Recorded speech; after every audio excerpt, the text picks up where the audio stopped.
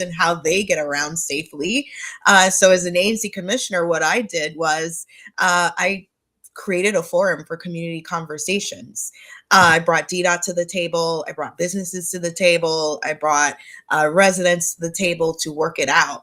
One of the biggest things that I championed was the Kenyon Street protected bike lanes, the bidirectional bike lanes that traverse from wards 1 and 5. Super important. And I'm advocating, not only advocated for that, but I'm advocating for it to extend beyond Sherman Avenue through 16th Street. Want to make sure that residents are able to use, cyclists can use their bikes safely. Especially when I see mamas now riding there with their babies in the back, they got to get around safely, and especially just recognizing that there are residents and particularly riders who use public transportation that make less than 50,000 K a year. So, we've got to just make it inclusive, right? That moment when we were working with DDOT and we were pushing the plans out to the community to react to, there's a lot of contention, particularly from residents who have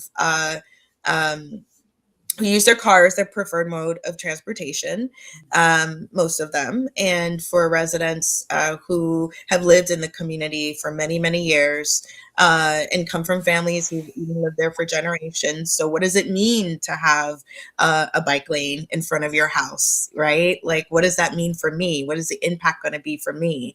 How can I get to my house, right? And access it in an easy and safe way.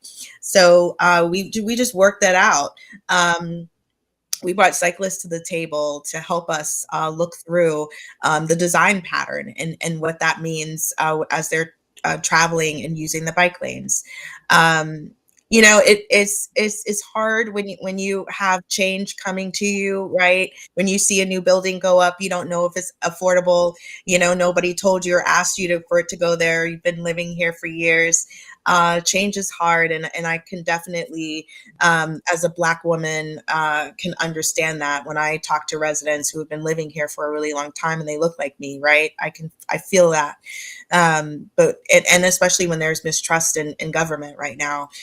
So my solution to that is, okay, we do need to kind of work through this, right, and have this conversation together as a community.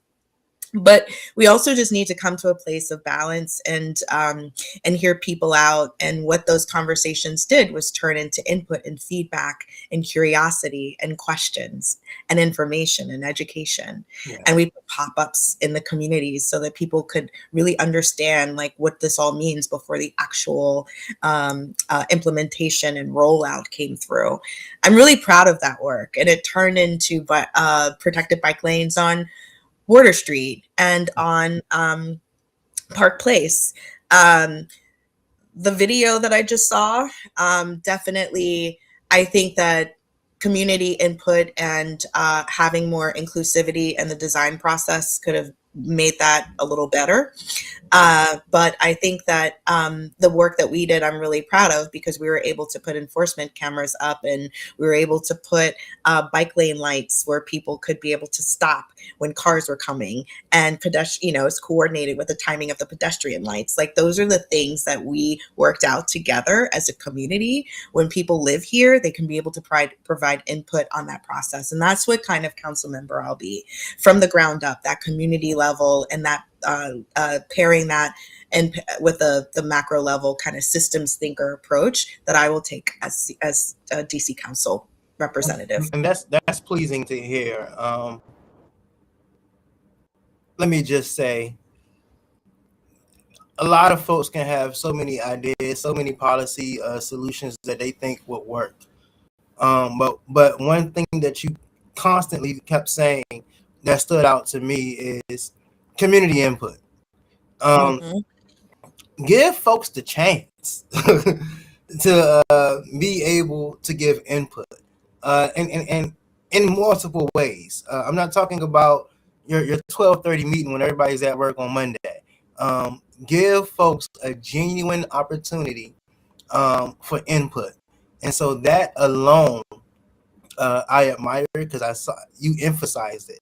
And so that's what I like to hear from our elected officials is that they don't just represent me with their ideas, but they represent me with understanding and hearing my thoughts also.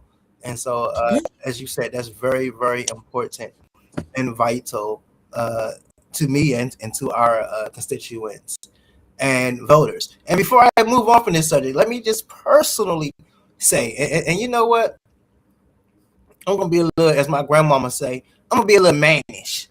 I'm gonna be a little mannish. I want the screen to myself for this one. I want folks to understand how I feel. Listen, to my UPS drivers, to my Uber Eats and DoorDash drivers, to all of my delivery trucks, to even my police officers. You're not supposed to park or sit in the bike lane. Get out of the, Lord forgive me, get out of the damn way. You are contributing to accidents. That's just reality. You are contributing to accidents. I don't know how many times I had to look up and say, Lord, thank you. Because I'm trying to swerve around from here and then I'm trying to swerve back over here because you were parked in the bike lane. Just follow the law. Just obey instructions. Park. Walk. You're getting paid to do it. Do it. All right. All right. Sorry for that. Here, here.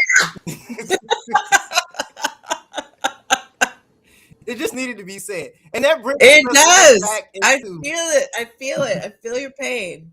that brings us right into our next. We're about to go pretty soon, but it's a couple more, two more subjects I want to talk to you about, starting with public safety. You said as your council member, I will champion comprehensive public safety strategies that will continue to drive down crime rates across the district while addressing the persistent challenges facing areas of Ward 1 with long-standing histories of neighborhood-based violence and gun crime. Now, as I have previously stated, this is very important to me, especially in Ward 1. And they all go hand in hand. We all know my belief that poverty begets crime. And just to rewind, I forgot that I had a train of thought that I just remembered that I had when we were talking about the bike lanes and relating to the housing costs. You know, anyone that knows anything about preparing to buy a house, I want to buy my lady a house. I can't buy a car. Buying a brand new car when you're trying to buy a house just messes it all up. It just messes it all up. You can't have that big expense while you're trying to buy a house. You just won't get approved. So, you know, it's almost more logical for me to end up with bike riding and ride sharing. Just wanted to put that out there. But anyway, back to public safety and gun violence. As I said, I've lost so many loved ones on one corner alone, 14th and V Street. I have gotten so many calls. I have been outside on 14th and V Street with my friends, and I've had to run from gunfire. I just want to emphasize, before I make enemies of my peoples, that this is the same corner for literally over, I want to say over a decade that this has been going on. No solution, no work. One of your competitors, Sir Terry Lynch, said that he went and got some lighting done, and he believes that because his lights there now, that the violence is going to go significantly down. I'll give my thoughts on that at another time. But what are your thoughts? How will you drive down crime in Ward 1? Yeah, and first, thank you for that question. I just want to recognize that it's systemic. You alluded to it earlier. Research tells us that there's strong connections between poverty and crime. So to a community, residents were able to have access to housing, education, early childhood education. So I think that, and my platform speaks to this, that we can really try to shift the dialogue to investing more in community supports, making some community investments to prevent crime from happening in the first place. Um, but I believe that, um, while our communities are going through this, is we need to have a stronger community dialogue about crime, and being a 10-year ANC commissioner, I've heard it all in a gentrifying community, and how crime needs to be addressed. But I'm always going to bring that community perspective, the social worker in me, who's been there working with families who have interfaced with child welfare, juvenile justice, the criminal justice system. I'm always going to look at how we can move residents upstream from downstream systems and care for them in a manner that where folks have dignity and respect. Um, there's a lot of racial disparities and economic disparities happening in our communities, and I want to make sure that that does not go untouched. Those are the things that you'll be seeing in me, is just prioritize looking at our budget and seeing how we can prioritize those things and invest in the right things, like violence interruption programs, looking at that to make sure that it's working, and to the model that is initially was designed to do, making sure that we have investments. Really, really quick, let me just make sure I heard correctly, because I am I was licensed and ordained. Shout out to my former pastor, Pastor Delonte Golston of Peace Walks DC, who has championed violence interruption tremendously and actually opened my eyes to violence interruption and its importance. So I do want to make sure that I hear this clear, that you are a supporter of continuing with violence interruption, that you will support continuing funding violence interruption. Absolutely, 100%. But implementation wise, because there were some changes that were made by our current administration, right? That we must make sure that we're implementing them to scale of what their original design is supposed to be. Right now, it's not. And we know that it works. It's been working in other cities. And I think that more work needs to be done to make sure that we go back to that original design and make sure that the communities are getting what it needs. So funding, yes, absolutely. You got me there, right? But implementation, we've got to talk about it. And that's what the new council member for Ward 1 will have to address. And I'll be there during those conversations. Implementation. In addition to investments in gun violence prevention and other types of community supports that have been working, and evidence-based strategies that have been working in the city and other cities. Very, very important thing to highlight. And also, may I also highlight that, in my opinion, the violence interruption program has been much more effective under our Attorney General, as opposed to the program under our current city's mayoral administration. But you also touched on how when it comes to crime, kind of everything kind of works together, including poverty. And you also mentioned education, which is the final thing that I wanted us to discuss.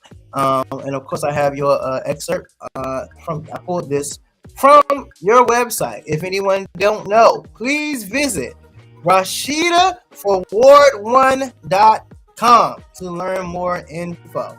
It says that Rashida will champion education policies that center teacher voice, support student wellness, strengthen school community partnerships, and ensure every Ward 1 family has access to high quality, equitable educational opportunities from early childhood through college and career. Every child deserves to be in school, learning, and thriving. Rashida believes that kids are chronically absent. That when kids are chronically absent, it's our job to ask why and fix the problems. Let me explain that. Let me say that again. Fix the problems, not talk about the problems, not give data on the problems, but fix the problems and not punish the child. That's what real support looks like. As an educator, as an employee at a current public charter school, I love what I am hearing. Just alone from the idea of actually fixing the problem. Mhm. I think we a lot of times focus on the problem and not always necessarily the solution. So I am happy to hear that, and that's why I continue to emphasize that uh, we're actually talking about fixing the problem. Mhm. What will you do um, to help our Ward 1 constituents and to give them the confidence in going and receiving a better education? Their kids, should I say, or even themselves receiving a better Ward Mhm. 1 education. I know growing up when I was in Ward 1, our family members, I don't think any of them went to a school in Ward Mhm. 1. They all had to travel. And even when you talk about some of the violence and so forth, some of you can't avoid it. You know, even myself from Potomac Gardens, if I had to get on this train line and go to this school, I wasn't, I'm not a gang member or nothing, but folks know where I live at. And if they saw me, it's on. Like now here I am facing suspension, facing sometimes facing legal consequences when I was just trying to go to school. Like I didn't, I didn't Yeah. have nothing to do with it. But so how will you address these concerns and problems? Yeah, again, strong social work roots, right? I just remembered when I was working in child welfare and I had a foster youth on my caseload. We'll just call him Darius. And I had to go to school multiple times to pick him up, to plead with the principal and the teachers, please don't kick him out, please don't suspend him.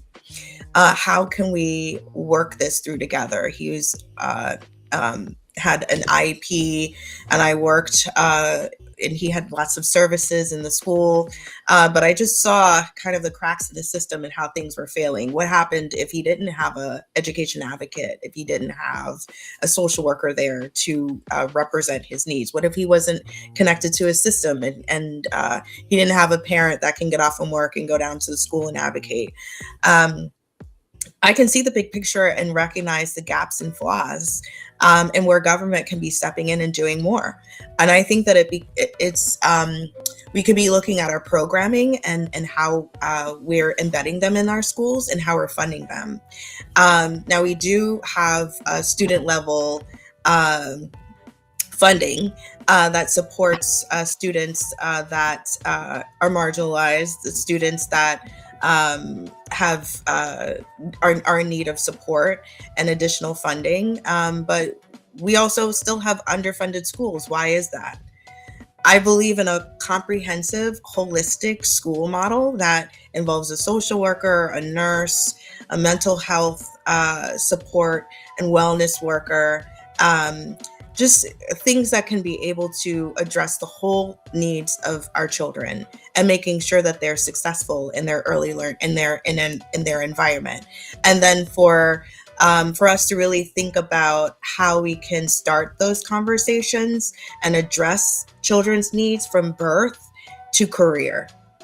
Because not every student will go to college, a four-year college. Not every student can afford a four-year college, particularly what's happening with our administration and how they're gutting our workforce and our federal government and defunding and deregulating our education system through the Department of Education and all the changes that were made there.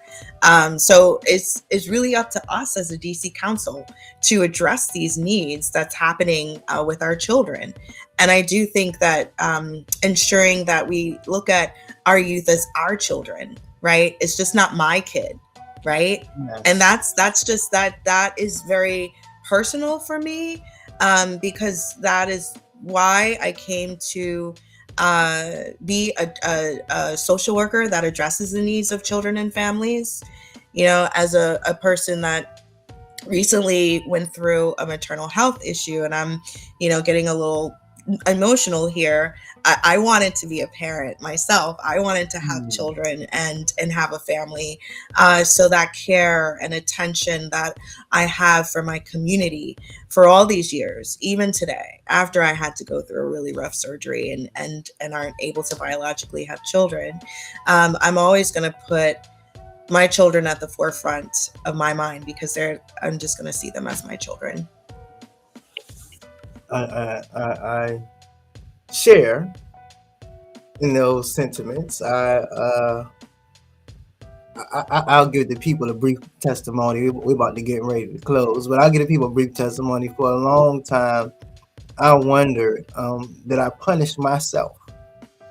Um, Being someone in my 30s, I was raised with the belief that I don't practice um, sex without marriage, and that I definitely don't have kids and raise a family without first being married. And so I oftentimes used to ask myself, did I punish myself because of my beliefs and miss my opportunity Mhm. to raise a family?